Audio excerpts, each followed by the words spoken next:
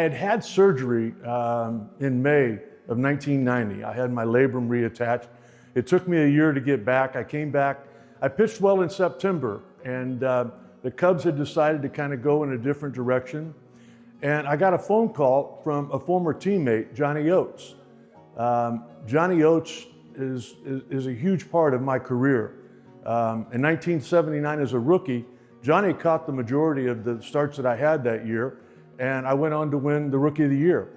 In 1984, I get traded to the Cubs. The bullpen coach for the Chicago Cubs was Johnny Oates. I didn't go to the pitching coach or the scouting reports or anybody for a program on how to pitch to the opponent. I went to Johnny.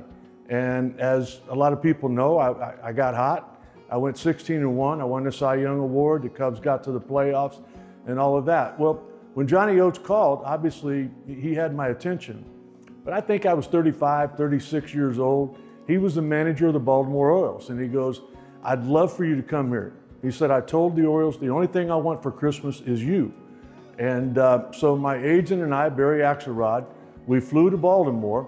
And as you know, the rest is kind of history. What I'll never forget is I got sick immediately that night. I wasn't able to ride in the parade the next day leading up to opening day. I'm sorry, but the truth is I threw up in the car they put me in. They send me home, and that night at about, I don't know, 1 or 2 o'clock in the morning, my wife sent my agent to find a store to get me Pepto-Bismol or something to try to calm my stomach down, because I mean it was bad. It was coming out both ends. I had a fever. So my wife called Johnny Oates and said, "Hey, I'm just giving you a heads up." But she goes, "Johnny, you know Rick as well as I do. He's going to pitch no matter what." I get to the ballpark. I have 103 fever. I look on the trainer's table, and there was Cal Ripken Sr. I mean, he had it as bad as I did, man. I didn't know if he was going to be able to coach. I knew one thing. I made Johnny a promise that I would sign with the Orioles. I wasn't going to miss that start. And, I mean, looking back on it, I was really lucky that it was an overcast day. As you know, in Baltimore, it can get warm. If it had been the normal humidity and everything, without a doubt, I wouldn't have made, I don't know if I'd have made it out of the first inning. But the weather cooperated, and I was able to get through 9, and obviously couldn't wait to get home when it was over with. As I went to the mound, I mean, all I thought about was getting out of that first inning and making sure that, I mean, I didn't want to throw up. I was worried more physically about me than I was about the Cleveland Indians. Really, the big break came for me in the bottom of the 5th when we scored 2 runs.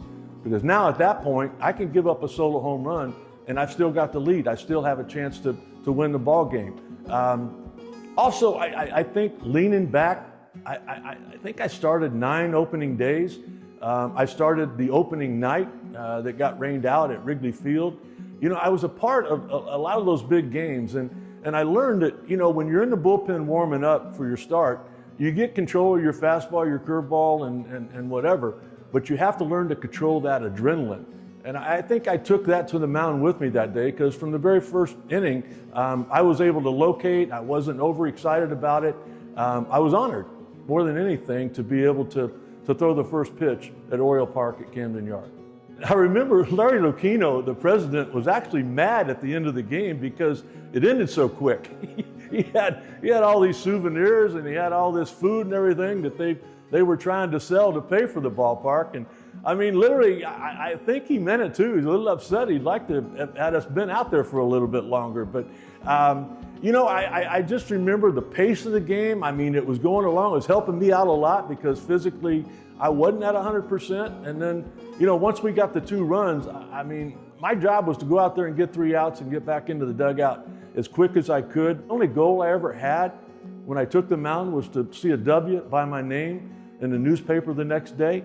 And knowing that, you had to give your bullpen a day off. Sandy Koufax was a guy that taught me what a quality start is. It's not 6 innings and 3 or less earned runs allowed.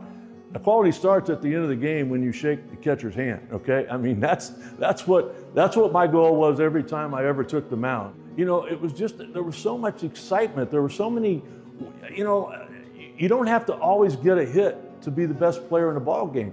Sometimes it comes from a guy playing defense. And I think about that day, Camden Yard. You got Chris Hoyles. He drove in the first run ever there, and he caught a shutout. I mean, as a catcher, that I don't think you can have a better day than that. You know, that's really a funny story, because I'll tell you what happened. You got to go back to 1984, and hopefully you can put some of this film together. But in 1984, the Cubs hadn't been to the playoffs in 39 years. I'm out there for the ninth inning. We're in Pittsburgh. I get 2 outs with nobody on. There was the hitter was there. It was the only guy that had 2 hits that night. I ended up throwing a 2-hitter. But the hitter was Joe Orsulak, who was my right fielder on opening day at Camden Yard. Orsulak had both hits. I threw a fastball for a strike to begin with. I threw him a curveball, which he took. And my plan was to throw a fastball about a foot outside to get him looking there. And then I was going to bounce my breaking ball at his back foot, get him to swing. And I wanted to strike out the last guy, right? You want it to be a great moment. Well, I throw that fastball about a foot outside, and the home plate umpire, Lee Wire, raises his right hand and calls him out. And if you look at it, I kind of went like, no, I'll get him on the next pitch. No, don't call him out on that one. I didn't want that. Well, I'll be honest with you. Paul Sereno had a couple of hits in that ball game. I think I gave up 4 or 5. And after I got 2 strikes on him, I go, oh, I kind of know how this works here. And Hoyles called for a fastball in. I went, no. Breaking ball, no. Fastball away, yeah. And I kind of motioned, get out there, get out there.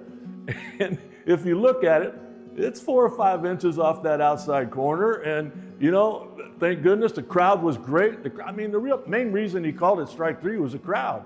He wanted to give them what they wanted, and he wanted to get off the field as well. So I kind of flashed back to a situation that I had a lot like that big moment and trying to complete that ball game. And, you know, Joe Orsulak and I still laugh about it a lot, man. He still wants me to try to throw that breaking ball by him with 2 strikes. I was excited to get us off to a good start. I was excited that everybody in Baltimore had a chance to breathe it all in. I think that first game might have let everybody know, like, hey, we're a part of something special, and it's even more cool to be an Oriole fan.